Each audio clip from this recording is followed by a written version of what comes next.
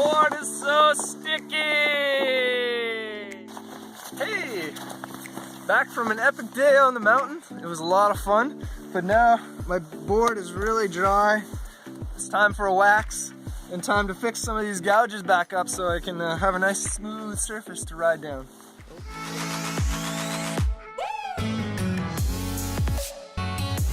Hello, so we're inside here. We got the board and we're all ready to get it ready and waxed up. So first off, let's go over what we need.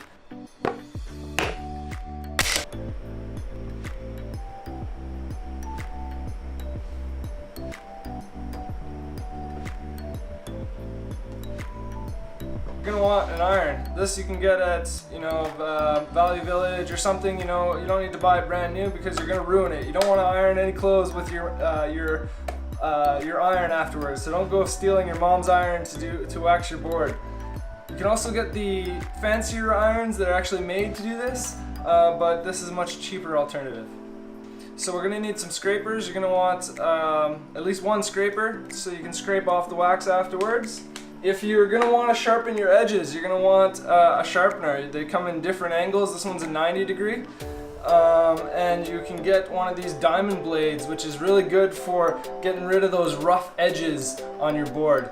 I'm not going to worry about that too much because this board's pretty beat up. We're just going to worry about getting rid of some of the gouges and fixing the base here with some wax. Speaking of gouges, you're going to want to get some of this stuff, some P-Tex, or there's all sorts of names for it. This stuff's graphite apparently, but little repair candles there. And of course, you're gonna need some wax to go with that. Here's a good example of when I decide to wax my board. If it's dry like this, and you can see white bits here, that tells me that my board needs wax.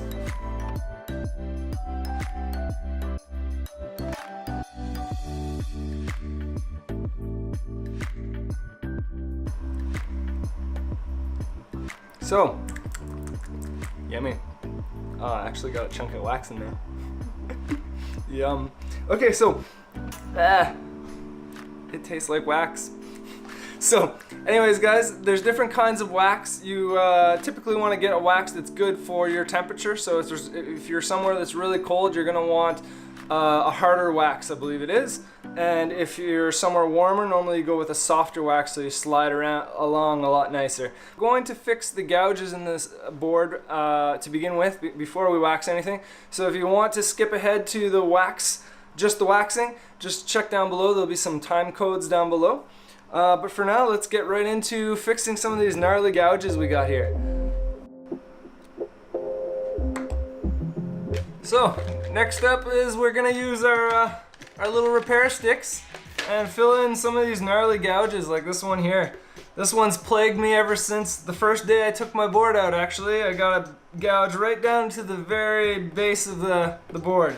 So I've been filling this. You have to fill this quite often, actually. It only lasts, maybe a few rides depending on how hard you're riding. But it really does benefit filling it in so you don't get any water permeating into the base, which will then make your base delaminate over time. So you start off, you want to lighten this on fire. Ooh, fire. So you're just gonna want to use a lighter, heat it up until it essentially holds the flame.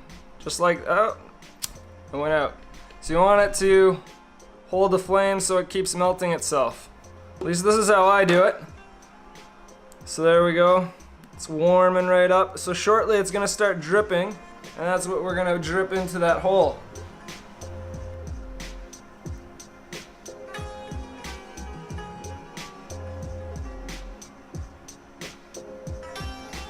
So you just want to fill it in, and you might need to do more than one layer. See, while it cools off, I'm going to move on to another small crack that I have over here.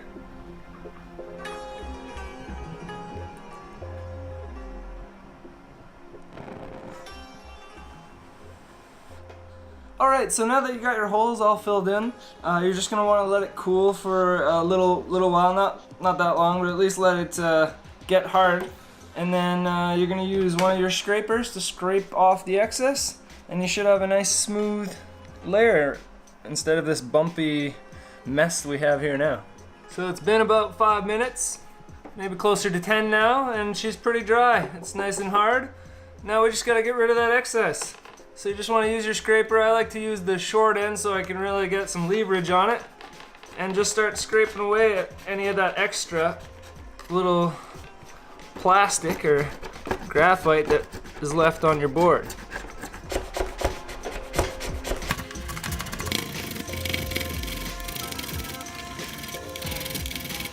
And there we have it. Nice smooth finish. Smooth.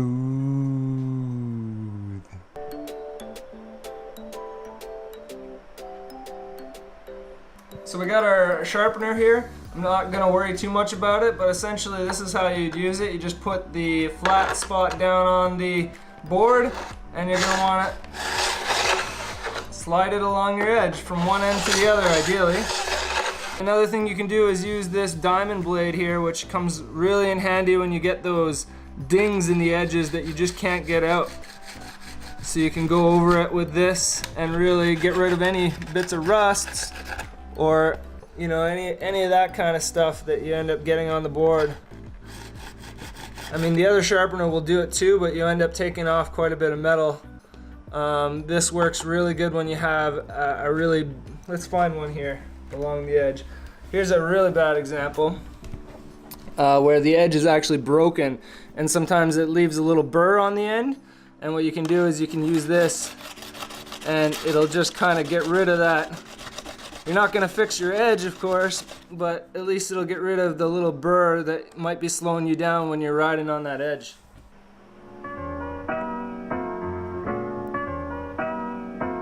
You want to wax the snowboard typically once the base gets dry. That will protect it and keep it going longer. And if you don't wax the board, you typically just end up going way too slow, especially on those warm spring days. We got our base nice and cleaned up. We scraped off all that extra plastic. We're getting the iron nice and hot, almost there. Let's start waxing. So you're gonna wanna put the wax just straight on the iron and let it drip. As you can see, it kind of pours down quite quickly. Oh, I put too much on the end. You really don't need that much. I actually overdid it there. I'm giving it a little more than I need to, actually, it looks like. So really all you need is about that right there. So I got the dial set relatively low. I guess it's kind of in the middle there, a little below middle.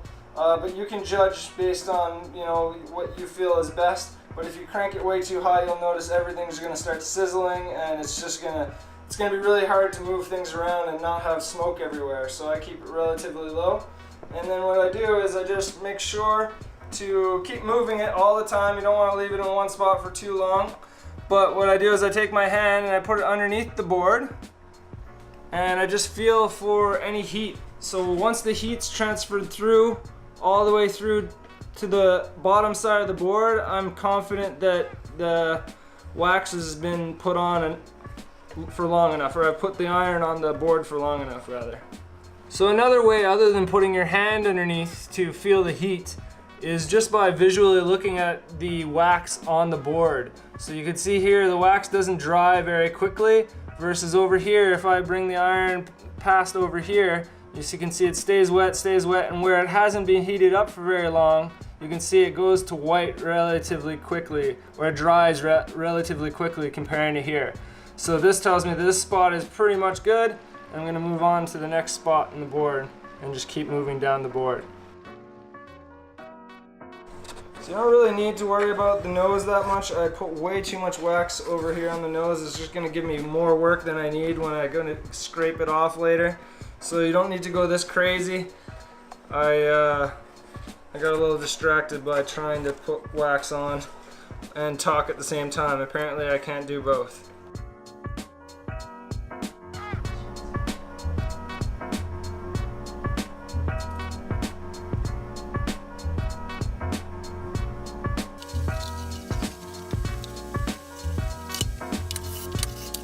And we're back. It's the next day, guys. We're ready to scrape off the wax with the good old scraper. You don't have to wait a whole day, but just at least wait for it to dry before you scrape it off.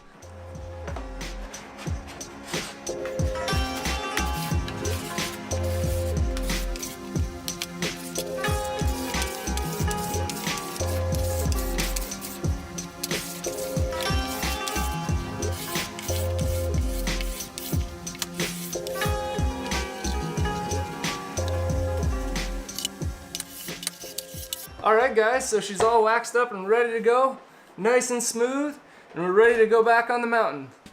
So we're here at Marble Mountain, guys. Got the board all waxed up, ready to do some laps. Make sure to hit that subscribe button if you want to see some more of these sort of how-tos and reviews, and make sure to check out some of our adventures. So see you guys next time.